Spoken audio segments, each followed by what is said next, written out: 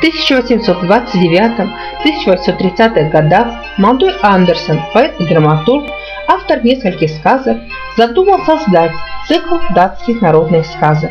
Но лишь в 1835-1842 годах он выпустил в свет 2 тома сборника «Сказки, рассказанные детям». Объяснив это заглавие, я по-своему пересказал старые сказки, слышанные мною в детстве. Тон рассказчика еще слышался мне и казался самым естественным. Таким образом, чтобы настроить читателя на определенный лад, я назвал их «Сказки, рассказанные детям», хотя и считал, что они предназначены как для детей, так и для взрослых.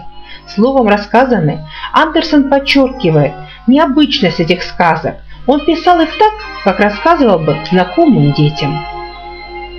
Андерсен начал работать над первыми сказками сборника в конце 1834 года, а уже 1 января 1835 года сказал, возлагая на свои творения большие надежды: «Они сделают мое имя бессмертным.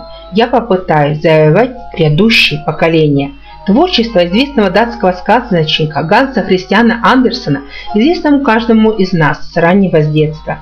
Читая его сказки, мы словно переносимся в мир волшебства, в котором живут такие удивительные герои, как Снежная королева, оловянный солдатик, гадкий утенок и прекрасная принцесса, которая вынуждена спать на горошине. Одной из самых интересных сказок Андерсена является сказка «Дикие лебеди». История о мужестве маленькой принцессы Эльзы, о ее подвиге, который она сделала, чтобы спасти своих любимых заколдованных братьев.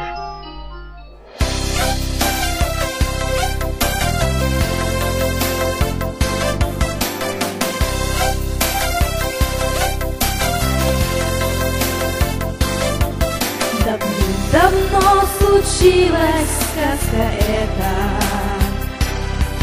уж стерло время стены городов, но с той поры встречаются по свету легенды про всесильную любовь. Она примером вечным остается. Без корыстия и добра, и в каждом светлом сердце отзовется история, зашедшая тогда. Верьте в любовь и добро, верьте не для любви и добра, смерти верьте в себя и в друзей. Люди, жизнь ваша сказка тогда будет. Верьте в любовь и добро, верьте не для любви и добра, смерти верьте в себя и в друзей. Люди, жизнь ваша сказка тогда будет. Верьте в любовь и добро, верьте не для любви и добра, смерти верьте в себя и в друзей.